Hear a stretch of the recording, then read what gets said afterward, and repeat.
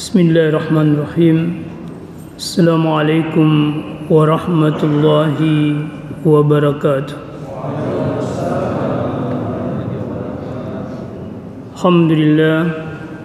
Alhamdulillahi rabbil alamin. Assalatu wassalamu ala rasulil karim Sayyidina wa maulana wa habibina Muhammadin wa ala alihi wa ashabihi wa man tabi'ahum ila yaumiddin. Amma ba'du.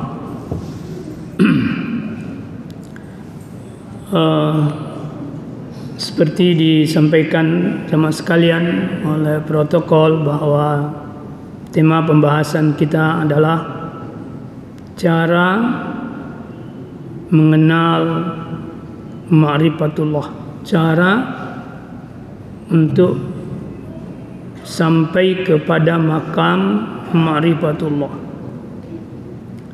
Kalau kita mencermati dan menganalisis tema ini, maka materi pokoknya itu ada dua. Yang pertama, apa itu ma'rifatullah itu sendiri, dan yang kedua, bagaimana cara mengenal Allah.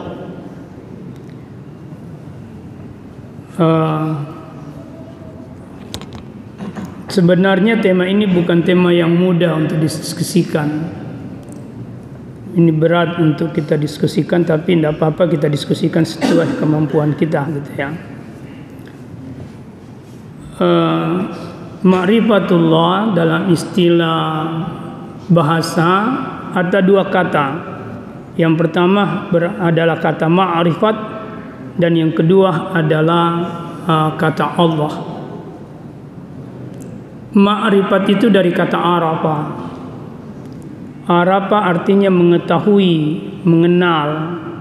Kalau begitu, kata ma'rifat di situ include makna ilmu. Jadi orang tidak mungkin mengetahui sesuatu itu berdasarkan ilmu. Karena itu ilmu itu landasan untuk bisa mengetahui sesuatu, termasuk mengetahui Allah. Ya, itulah sebabnya kenapa berilmu itu sangat penting. Karena tujuannya semua ilmu adalah mengenal Allah. Kata Sayyidina Ali, dia mengatakan samratul ilmi ma'rifatullah. Buah daripada ilmu itu adalah mengenali Tuhan. Ilmu apa saja? Ilmu fisika, ujungnya ilmu fisika itu, tahapan di atasnya ilmu fisika itu mengenali Tuhan. Ilmu kimia itu mengenali Tuhan. Ilmu apa saja? Ilmu yang dipelajari di UIN sana itu targetnya mengenali Tuhan. Ilmu yang dipelajari di UNAS itu targetnya juga mengenali Tuhan. Jadi tidak ada satu ilmu pun di atas dunia ini yang tidak bertarget kepada mengenali Tuhan, termasuk ilmu sihir. Termasuk ilmu sihir. Saya kasih contoh kenapa saya mengatakan termasuk ilmu sihir. Waktu Nabi Musa alaihissalam berhadapan dengan Fir'aun, ya kan? Waktu Nabi Musa alaihissalam berhadapan dengan Fir'aun, laknatullah, maka Fir'aun mengumpulkan ahli-ahli sihirnya. Tapi Fir'aun sendiri bukan ahli sihir, ya kan? Fir'aun sendiri bukan ahli sihir, tapi dia kumpulkan ahli-ahli sihirnya. Singkat cerita, bertarunglah antara Nabi Musa dengan ahli sihir itu. Nabi Musa ditanya, lempar duluan, you punya sihir. Kan Nabi Musa dianggap punya sihir oleh Fir'aun, maka disuruh lempar duluan sihirmu. Nabi Musa bilang, kamu saja duluan. Maka dia lemparlah sihirnya orang-orang ahli sihir itu. Lalu kemudian Nabi Musa diperintahkan melemparkan tongkatnya. Dalam cerita itu kemudian tongkat itu menjadi ular, lalu kemudian memakan seluruh ular-ular yang ada dilempar oleh tukang sihir itu. Apa yang terjadi Bapak sekalian? Setelah ular itu dimakan, ular tukang sihir itu dimakan oleh ular yang mukjizat Nabi Musa alaihissalam, semua tukang sihir tunduk dan beriman kepada Musa, kecuali Fir'aun. Karena memang Fir'aun bukan tukang sihir. Pertanyaan saya, kenapa tukang sihir itu bisa beriman kepada Nabi Musa? Karena lewat ilmu sihirnya dia mengenal bahwa Musa itu tidak melempar sihir. Kalau dia tidak punya ilmu sihir, dia tidak bisa mengenal bahwa tongkat itu mukjizat. Itu alasannya kenapa saya mengatakan sihir itu bisa mengantar orang kepada Tuhan. Setelah dia sadar bahwa sihirnya batil, itu kan seperti itu. Jadi dia sadar, tidak mungkin ahli sihir ini tidak mengetahui kalau memang tongkat Musa itu adalah bukan mukjizat, dia pasti tahu ini sihir. Tapi karena dia tahu ilmu sihir, maka dia tahu bedakan mana sihir, mana mukjizat. Fir'aun tidak tahu, Pak. Karena itu Fir'aun tetap kafir, karena dia tidak mengerti ilmu sihir. Nah itu. Jadi ilmu itu dia harus naik ke ma'rifat, mengenali Tuhan. Kalau ilmu tidak berbuah ma'rifat, maka ilmunya gagal. Saya ulang, kalau ilmu tidak naik menjadi ma'rifat, ilmunya gagal. Apapun gelarnya, sehebat apapun dia menjelaskan ilmunya, tapi kalau dia tidak sampai ke mengenali Tuhan, maka ilmunya gagal.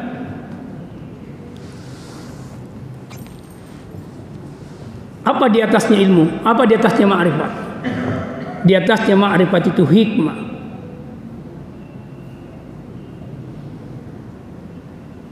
Apa itu hikmah?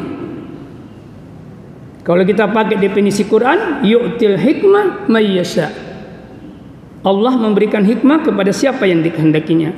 Tentu yang dikehendaki oleh Allah yang mengenalnya. Jadi hikmah itu diberikan kepada yang mengenalnya. Karena hikmah itu tidak bermanfaat bagi orang yang tidak mengenal Tuhan. Tapi bagi orang yang mengenal Tuhan, hikmah itu bermanfaat. Wa may yu'til hikmah faqad utiya khairan katsira. Barang siapa yang diberi hikmah, maka dia diberi kebajikan yang baik, yang banyak. Makrifat itu mengantar untuk menerima hikmah. Jadi makrifat wadah untuk menerima hikmah.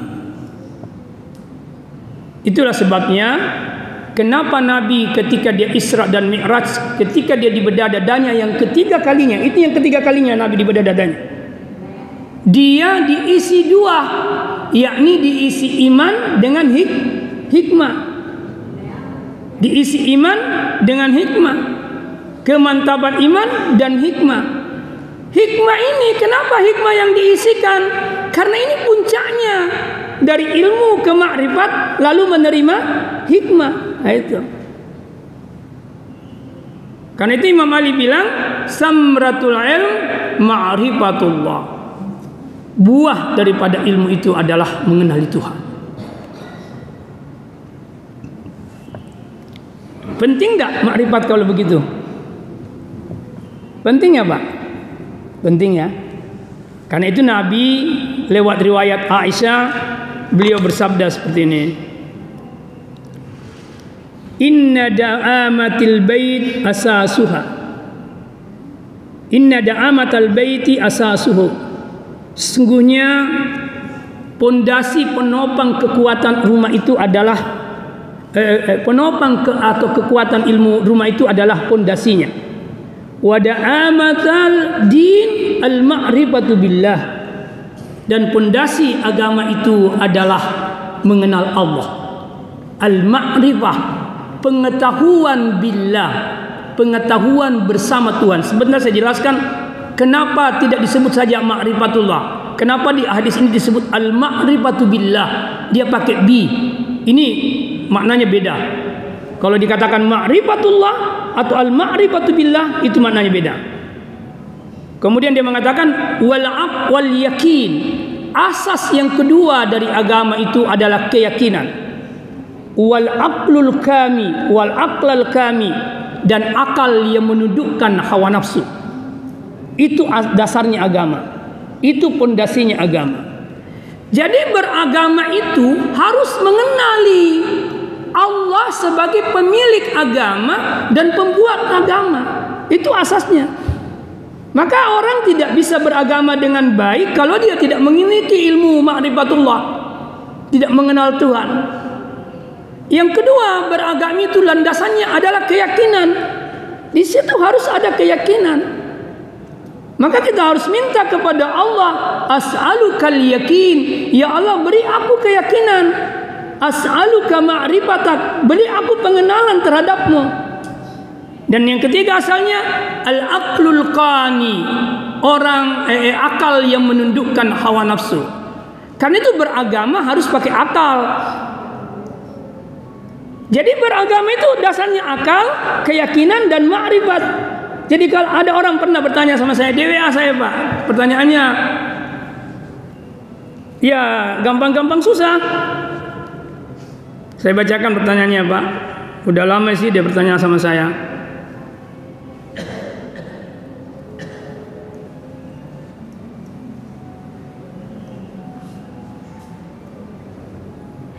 Supaya jelas.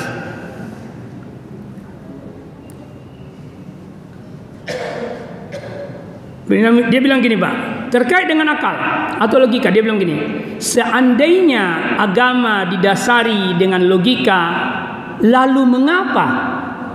Ini pertanyaannya.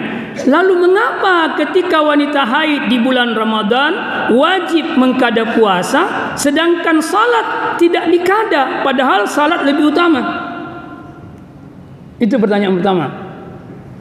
Pertanyaan kedua dia bilang gini, kalau sekiranya agama itu didasari oleh agama, lalu mengapa ketika keluar sperma diwajibkan mandi junub, tetapi ketika keluar air kencing tidak harus mandi junub, padahal sperma tidak najis sedangkan air kencing itu najis? Lalu dia mengatakan yang ketiga, ketika wudu batal karena kentut, diperintahkan kembali berwudu, membersihkan anggota badan, tapi tempat keluarnya kentut tidak dibersihkan. Bagaimana itu? Itu pertanyaannya, itu sebenarnya gampang-gampang susah gitu. Lalu ketika ini pertanyaan saya baca, saya teringat dengan anak saya yang sekarang sekolah di Hidayatullah kelas 6. Suatu waktu dia mandi sore, lalu saya bilang wudu nak. Langsung dia bilang, kenapa saya harus wudu Bapak? Saya sudah mandi, sudah bersih semua. Itu. Bagaimana menjawab itu? Kenapa anak saya bilang begitu? Karena dalam pikiran dia berwudu itu membersihkan anggota-anggota wudu. Lalu hati kecilku berkata, suatu waktu kau akan tahu nak alasannya. Karena wudu itu bukan sekedar wudu lahir, tapi wudu itu bersifat batin. Maka saya dalam hati kecil saya berkata itu. Tadi saya tidak beritahu karena belum saatnya saya beritahu. Sama ini, dia hanya melihat wudu, darah haid, kentut wilayah zahir. Maka dia pakai logikanya untuk mengatakan agama tidak butuh logika, tidak butuh akal. Akhirnya saya jawab sama di tulisan itu saya jawab, tapi ringkasan jawaban saya sederhana gini. Saya mau lihat, saya mau tanya Pak, itu angin keluar di bagian belakang dubur ya? Pertanyaan saya, seringkah dubur itu berdosa? Yang mana sering berdosa, matanya Bapak atau duburnya? Tangannya Bapak yang berdosa atau duburnya? Mulutnya Bapak yang berdosa atau duburnya? Yang mana? Kakinya Bapak yang berdosa atau duburnya? Semua panca indera kita berdosa. Itu yang banyak dosa. Maka itu yang menjadi anggota wudu. Karena batinnya wudu menggugurkan dosa. Itu batinnya wudu. Maka itu jawabnya. Coba kalau dalam konteks haid tadi, laki-laki haid tidak? Tidak kan? Maka laki-laki itu tidak punya kesempatan untuk sembahyang. Dan itu 5 waktu dilakukan. Perempuan haid, coba bayangkan kalau salat itu harus dikada. Laki-laki tidak perlu mengkada, perempuan mesti mengkada. Itu beban dan itu tidak adil. Itu. Maka dijawab juga pakai logika. Apalagi tadi itu, wudu, kentut, apalagi tadi? Air kencing, ya? Benar, sperma itu bukan najis. Maka kalau ada yang keluar, tapi kalau ada yang keluar itunya, lalu kemudian ada gambar pulau di sarungnya, nggak tahu perlu dia perlu, itu bukan najis, pakai sembahyang saya, boleh. Tapi keluarnya itu yang hadas, hadasnya besar. Apa yang dimaksud hadasnya besar, Pak? Karena keluarnya itu setelah melakukan itu sama menjatuhkan dirinya kepada kehewanan. Itu sama menjatuhkan dirinya kepada kehewanan. Bukankah yang melakukan itu hewan? Maka ketika manusia melakukan itu, dia memenuhi sisi kehewanannya. Maka dia harus kembali menjadi manusia. Maka diwajibkan mandi junub. Jadi mandi junub itu mengembalikan sisi kebinatangan tadi kita terjatuh di sana untuk kemudian menjadi manusia kembali. Itu makna yang lebih dalam. Kalau kencing nggak perlu mandi junub, cukup berudu. Nah itu. Jadi akal itu landasan agama. Maka tidak bisa orang beragama dengan baik tanpa dia berakal. Karena kalau dia tidak berakal, maka yang menguasai dia adalah hawa nafsunya. Yang menguasai dia adalah hawa nafsunya. Kalau bapak salat pakai hawa nafsu, aduh, parah itu. Ada ndak orang yang salat pakai hawa nafsu? Ada, Pak.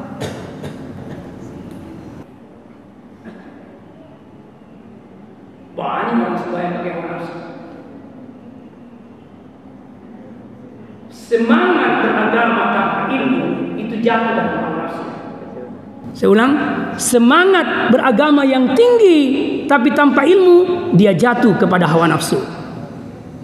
Nanti tuh kalau dia terlalu bersemangat tapi tidak ada ilmunya, maka seringkali orang lain salah, hanya dia yang benar. Nah, itu pakai hawa nafsu tuh.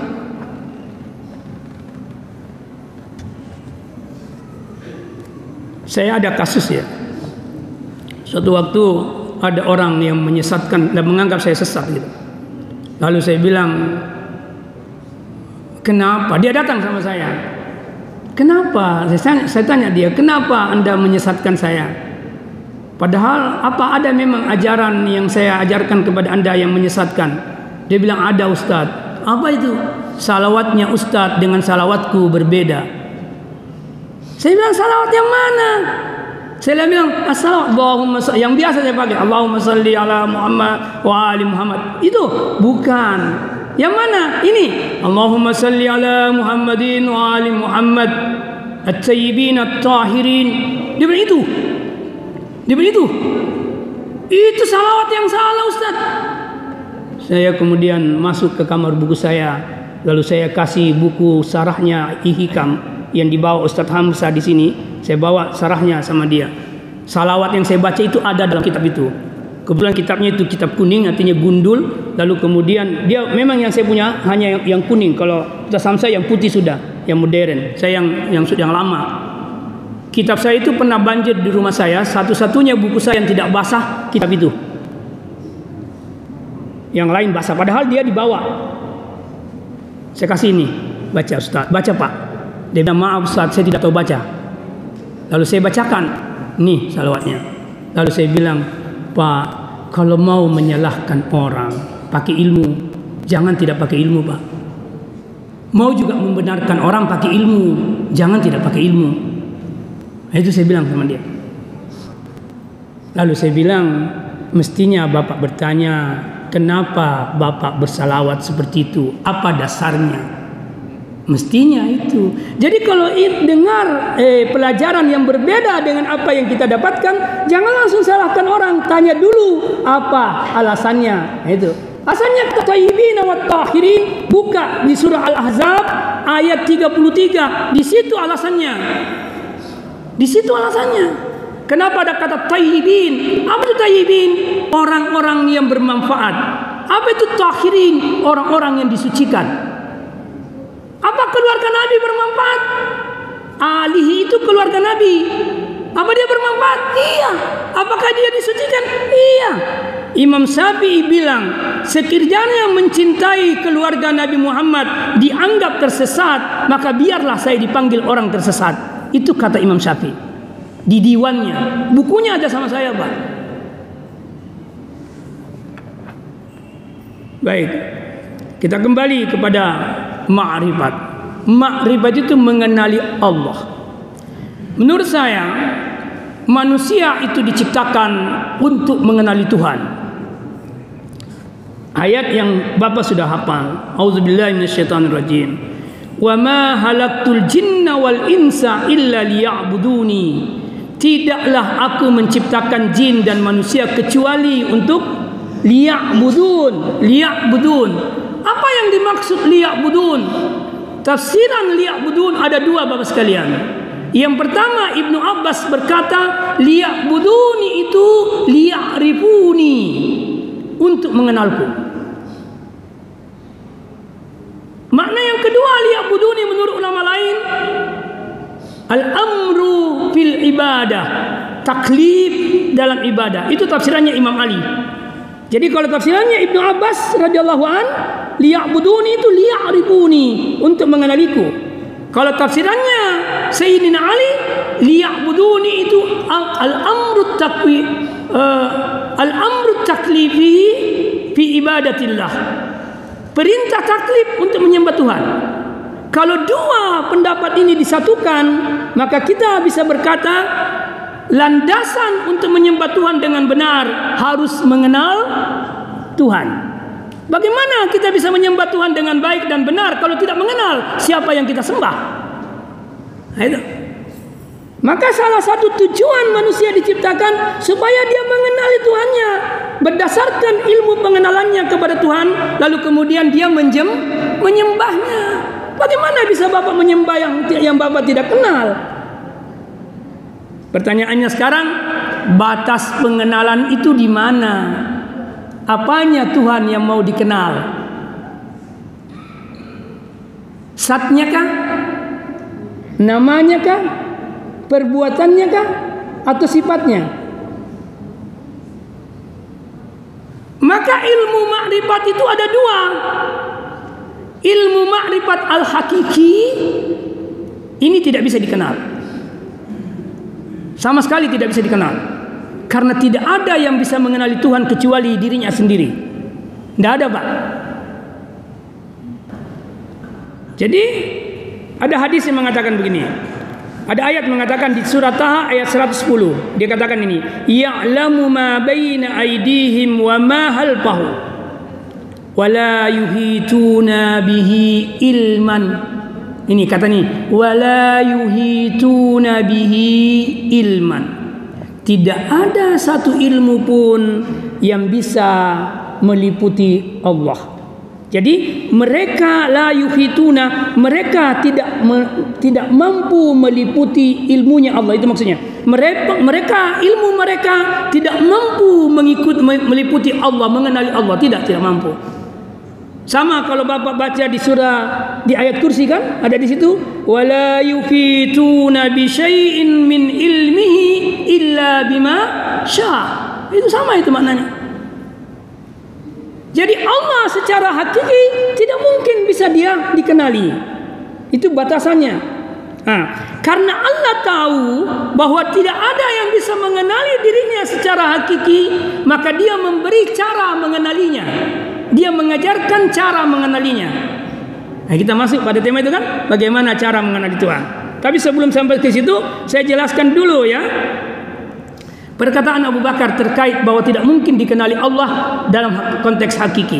Abu Bakar bilang begini, Maha suci, Abu Bakar radhiyallahu anhu bilang begini, Maha suci zat yang tidak membuka jalan untuk makrifatnya kecuali menjadikan seseorang tidak sanggup mengetahuinya. Saya ulang, kata Abu Bakar radhiyallahu anhu, Maha suci zat yang tidak membuka jalan untuk memakrifatnya kecuali menjadikan seseorang tidak sanggup mengetahuinya. Jadi menurut Abu Bakar radhiyallahu an, tidak ada jalan memakrifati Tuhan secara hakiki, tidak ada. Tapi Allah kasih jalan yang lain. Nanti kita jelaskan jalan apa. Lalu dia mengatakan kecuali menjadikan seseorang tidak sanggup mengetahuinya. Jadi bagi Abu Bakar mengenal Tuhan itu maksudnya ya tidak mengenalnya. Bagaimana itu Pak? Mengenal Tuhan tidak mengenalnya. Maksudnya, karena kamu tidak mengenali Tuhan, itulah pengenalanmu yang sesungguhnya. Karena memang kamu tidak sanggup untuk mengenali Tuhan secara hakiki, maka mentok di situ. Nah, ini Abu Bakar bilang begitu.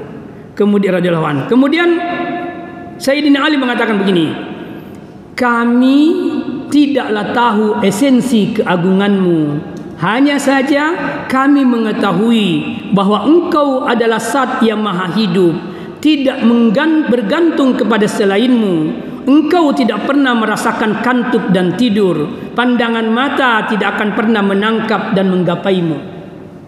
Di sini Imam Ali mengatakan sama dengan Abu Bakar radhiyallahu an, tetapi di kalimat Sayyidina Ali dia mengatakan, dia mengungkapkan cara untuk mengenali Tuhan. Ketika dia mengatakan, hanya saja kami mengetahuimu bahwa engkau adalah zat yang maha hidup. Al-huwal khayya, huwa khayyun kan? Allah maha hidup, tidak tidur dan tidak. Itu bicara tentang apa Pak? Nama, sifat, ya kan? Nah itu. Jadi mengenali Tuhan itu lewat namanya, lewat sifatnya, dan lewat perbuatannya. Zatnya tidak bisa dikenal. Maka Tuhan kasih dirinya, kenali aku lewat zatku, lewat sifatku, kenali aku lewat namaku, kenali aku lewat perbuatanku. Itu cara mengenali Tuhan. Doa dalam suatu doa Zainal Abidin, dia berkata, ya Allah, akal tidak mampu mengenal esensi keindahanmu. Mata tak sanggup menembus esensi kesucian wajahmu, dan tidaklah makhluk memiliki jalan untuk mengenalmu kecuali dengan lemahnya pengetahuan dari mengenalmu. Ini sama dengan doa ini sama dengan apa yang dikatakan Abu Bakar radhiyallahu anhu. Akal tidak mampu, sudah kita kenal hadisnya. Tafakkaru fi khalqillah wa la tafakkaru fi zatillah, itu hadisnya. Berpikirlah tentang ciptaan Tuhan, perbuatan Tuhan, jangan berpikir tentang zatnya Allah. Baik. Lalu bagaimana cara mengenali Tuhan? Sayyidina Ali berkata, i'rifillah billah. Kenali Tuhan lewat Tuhan. Itu, kenali Tuhan lewat Tuhan. Kenali Allah lewat Allah. Bagaimana yang dimaksud kenali Allah lewat Allah? Kenali Allah lewat bagaimana caranya Allah memperkenalkan dirinya. Itu yang dimaksud. Maka Allah memperkenalkan dirinya lewat perbuatannya, sifatnya, dan namanya. Maka kenali Allah lewat ini, jangan lewat yang lain. Lalu dia mengatakan, war'irifir rasula birrisalah. Kenali Rasul dengan risalahnya. Maka sebenarnya ada 3 makrifat yang menyatu sebagai jalan maksudnya. Pertama adalah makrifatul risalah. Dalam istilah saya, makrifatul Quran. Mengenal Quran berarti mengenal Muhammad. Naik menjadi makrifatul Rasul. Mengenal Muhammad pasti mengenal Allah. Karena tidak ada manusia yang paling mengenal Allah kecuali Muhammad SAW. Maka kalau ingin mengenal Allah, kenali Muhammad. Tidak bisa kita sampai ke Allah tanpa Muhammad.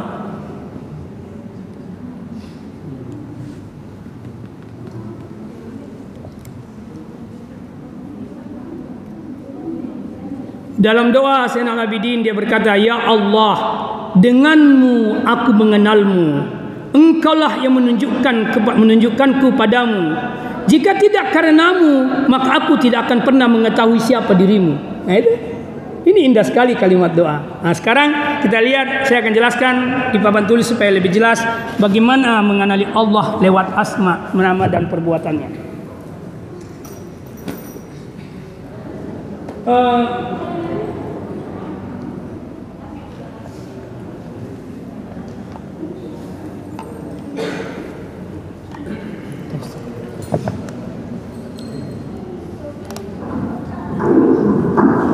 Maaf ini agak pembahasannya agak dari 20 ayat yang pertama turun, mulai dari surah pertama sampai surah 18, Allah memperkenalkan dirinya dengan kata Rabbul. Nanti surah ke-20 yakni surah Al-Ikhlas,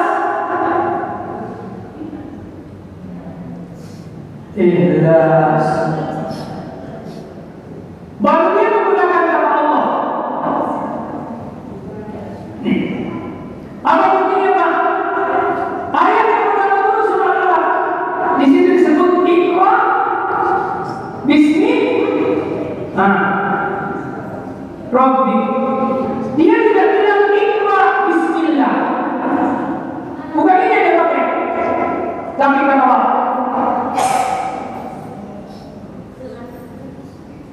Kata apa yang pakai? Pertanyaannya. Tetapi ketika surah itu Nabi bertanya, "Hai Muhammad, siapa yang kau maksud? Siapa yang kau maksud?"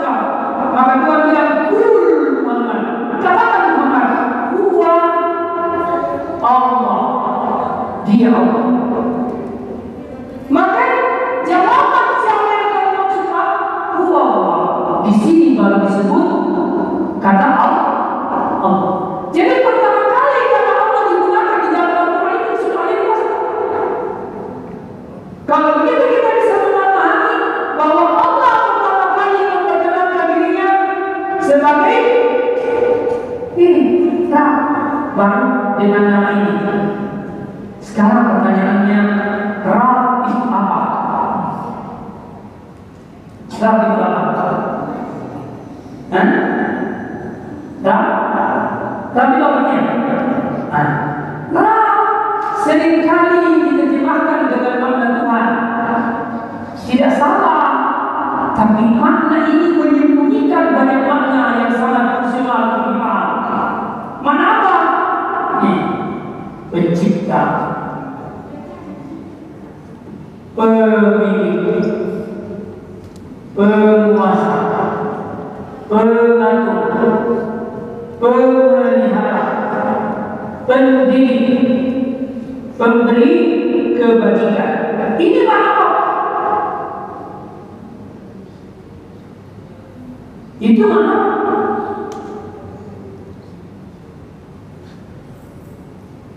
Kita manusia ini sebelum lahir ke dunia ada perjanjian yang saya sering katakan, perjanjian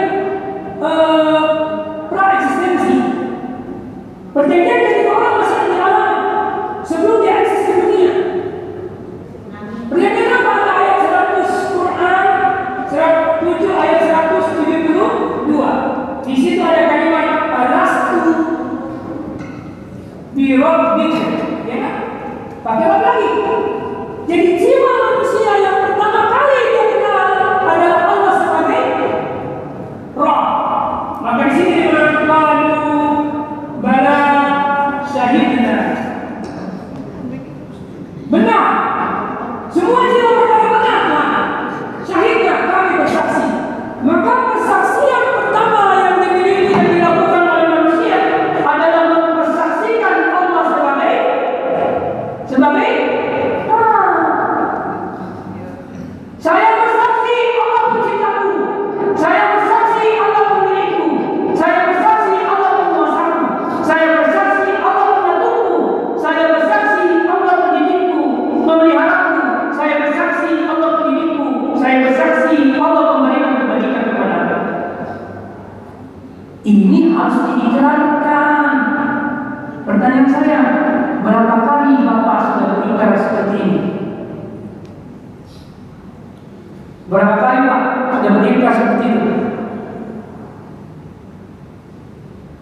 Kalau saya jelaskan ini panjang. Paling menjelaskan satu-satu ini. Tak usah dijelaskan satu-satu ya. Nah itu mengenai. Jadi intinya gini, bersaksikan dirimu. Kalau engkau sudah bersaksi bahwa Allah adalah penciptamu, maka bersaksikan dirimu bahwa aku diciptakan. Ya, kalau Allah kamu sudah bersaksi bahwa Allah memilihmu, bersaksikan dirimu bahwa aku dimiliki, tak memiliki. Aku dimiliki dan tak memiliki. Hati-hati di sini. Aku dimiliki dan tak memiliki. Sekarang saya mau tanya Pak, berapa besar kepemilikannya Bapak? Besar tak besar kepemilikannya Bapak? Besar ya? Makanya seringkali kecewa. Iya. Kekecewaan seseorang itu tergantung besar rasa kepemilikannya. Itu. Semakin sering orang merasakan bahwa itu miliknya, dia pasti kecewa. Tapi orang yang meninggalkan bahwa aku hanya memiliki dan tidak memiliki, jangankan barang-barangnya, jiwanya pun kalau sudah kembali kepada Allah, dia rela. Karena dia tahu bahwa jiwanya bukan miliknya, tapi miliknya Allah, dia hanya dibeli. Karena itu Imam Ali pernah berkata, aku tidak ada lagi bedanya kematian yang datang menjemputku atau aku yang menjemput kematian. Dan berbeda lagi bagi Imam Ali. Tidak ada kekecewaan di sana. Maka pejabat itu seringkali kecewa kalau sudah tidak dapat jabatan. Orang kaya seringkali kecewa kalau sudah jadi miskin. Karena dia merasa jabatan dan kekayaan itu miliknya. Padahal bukan. Pak Beni. Itu kok itu sudah implikasi makna sebenarnya. Implikasi makna. Saya hanya di alam penguasaku. Saya hanya dikuasai. Apa yang dibatasi ini Pak? Kalau orang sudah mengenali bahwa Allah adalah penguasanya dan dia hanya dikuasai, maka dia tidak akan pernah menolak takdir apapun yang terjadi pada dirinya. Karena itu Abdul Qadir Jilani berkata harus 3 hal yang harus ada pada seorang mukmin kalau dia mau benar-benar beriman. Pertama, dia harus melaksanakan seluruh perintah Tuhan. Yang kedua, meninggalkan seluruh larangan Tuhan. Yang ketiga, dia harus rela atas apa yang Tuhan takdirkan untuknya. Kalau Tuhan takdirkan Bapak sakit, rela tidak? Tidak ya? Iya. Apa itu manusia? Tidak manusia. Jangan salah. Kalau Bapak tidak suka miskin, tidak suka. Suka sakit tidak? Tidak suka. Kenapa Anda tidak suka kalau sakit dan miskin? Tidak enak. Itu manusiawi atau tidak? Tidak, itu hewani. Iya. Karena Bapak ini bilang begitu, karena pakai nafsu, tidak pakai akal. Kalau dia pakai akal, dia tidak bilang begitu. Maka itu tidak manusiawi, itu hewani. Karena hewan yang menyatakan sehat sama mengatakan hewan menyatakan sehat enak. Tapi nafsu menyatakan sehat enak. Tapi nafsu menolak sakit karena dia tidak merasa tidak enak. Nafsu yang mengatakan kaya itu enak, miskin itu tidak enak. Nafsu yang bilang. Tapi saya mau tanya, apakah kaya bisa menjadi jalan ke neraka? Hah? Bisa? Apa miskin bisa jalan ke surga? Bisa? Lalu kenapa Bapak pilih sekarang miskin jalan ke surga, sakit jalan ke surga, sehat jalan ke neraka, kaya jalan ke neraka? Gimana? Firman.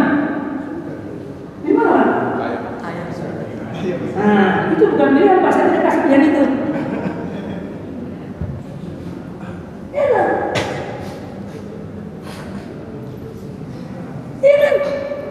Jadi tak usah bangga karena kaya, dan tak usah sakit hati karena miskin. Tak usah. Yang Bapak harus bangga salah ini. Yang harus Bapak bersyukur ketika Bapak kaya, lalu Bapak gunakan kekayaan menuju Tuhan. Itu syukuri. Yang Bapak harus syukuri ketika Bapak diuji dengan kemiskinan, Bapak jawab ujian kemiskinan itu dengan menuju Tuhan. Itu. Jadi kaya miskin, kalau orang sekolah itu soal apa? Soal ujian. Bapak saya kasih ujian kaya. Apa jawaban Bapak yang benar? Apa jawaban yang salah? Bapak saya kasih ujian soal kemiskinan. Bapak jawab. Kalau Bapak jawab, saya bawa ke Tuhan, jawabannya 100. Kalau dia bilang, saya bawa jauh dari Tuhan, jawabannya 0. Ya, begitu. Jadi tak perlu pusing kaya miskin. Kenapa? Karena itu. Kenapa sih Allah tidak kasih kesempatan orang untuk menentukan pilihannya kaya atau miskin? Nah, kenapa hal itu rezeki itu ditentukan sama Allah? Kenapa bukan kita dikasih kesempatan? Karena tidak ada orang mau miskin, semuanya orang mau kaya. Coba kalau semua orang kaya, bisa tidak dibangun masjid sebagai ini? Tidak ada yang mau kerja. Jadi kaya dengan miskin itu keseimbangan, Pak. Bukan kemuliaan, keseimbangan. Nah, tadi Bapak bilang kaya masuk surga lebih bagus. Ketika Bapak logikanya kaya masuk surga lebih bagus daripada miskin masuk. Ya kan begitu dia punya ujungnya. Kaya masuk surga lebih bagus daripada miskin masuk. Salah. Pak, kalau orang kaya di dunia lalu kemudian masuk surga, apa dia masih ingat kekayaan di dunia? Apa dia masih ingat? Tidak lagi. Kenikmatan surga itu, kenikmatan dunia tidak ada apa-apa dibanding kenikmatan surga. Maka kalau Bapak sudah merasakan yang lebih nikmat dari itu, Bapak tidak akan pernah merasakan kenikmatan dunia. Kalau sudah merasakan kenikmatan surga, sekarang Bapak miskin, menderita dari dunia. Dari mana Bapak masuk surga? Apa penderitaan Bapak masih berbekas? Itu sama aja. Ya. Sama saja. Ya, jadi kenal Tuhan lewat ini, kemudian lewat sifatnya, kemudian lewat namanya.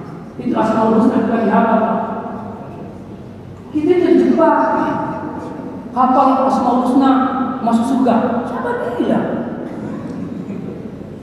Yang dimaksud ahsan di sini, Asmaul Husna itu harus menjadi akhlak. Itu yang dimaksud. Bukan dihafal. Maka semua majelis saling berlomba-lomba menghafal Quran Asmaul Husna. Lalu ditanya, apa yang dimaksud Al-Khaliq, pencipta? Apa yang dimaksud Ar-Razzaq? Tidak tahu. Bagaimana Ar-Razzaq itu jadikan akhlak? Tidak tahu. Maka tidak ada. Jadi yang dimaksud asahu dalam hadis itu bukan menghafalnya, bukan menghafal lafaz, tapi mengerti makna lalu kemudian dijadikan sebagai akhlak. Nah, ini terakhir. Karena mungkin agak lama kalau dijelaskan. Asma sifat Tuhan itu ada 3 dalam sikap kita. Pertama, sifat jamaliyah, sifat keindahan. Yang kedua, sifat jalaniyah, sifat keperkasaan.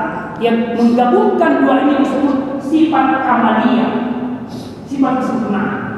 Bagaimana caranya merespon? Respon kita hanya pada saat pada sifat jamaliyah, keindahan, respon kita jadikan apa? Jadikan apa? Tapi sifat jalaniyah kita hanya tergantung kepada sifat itu. Mu'alliqun sifat, tergantung muta'alliq sifat. Jangan jadikan hal ini, karena tidak bisa kita jadikan hal, tapi tergantunglah pada sifat keperkasaan Tuhan. Contohnya, sombong itu sifat keperkasaan Tuhan. Kalau Bapak jadikan akhlak sombong itu, Bapak hancur. Tapi sifat pengasihnya Tuhan, sifat kasih sayangnya Tuhan, jadikan akhlak. Orang yang makrifat kepada Allah, dia penuh kasih kepada siapapun. Tidak ada sekat-sekat kasihnya. Seperti Tuhan tidak pernah menyekat rahmannya, kasih sayangnya kepada makhluknya. Mau kafir dia kasih rezeki, mau ini dia kasih rezeki. Saya kasih contoh konkret, Pak. Kalau Bapak satu rumpun keluarga begini, Pak Haji mau keluarkan zakat, tapi Pak Haji, Bapak siapa namanya Pak? Pak Ardan Pak Tutuai sama Pak Haji. Tapi Pak Adang miskin kali gitu ya. Ini juga miskin, yang lain juga miskin. Kira-kira Bapak yang Pak Tutuai sama Bapak masih kasih tak? Enggak. Berarti Bapak ini belum mencintai sifat rahmatnya Allah. Kalau dia cintai sifat rahmatnya Allah, dia akan kasih siapapun, apa dia kafir atau tidak.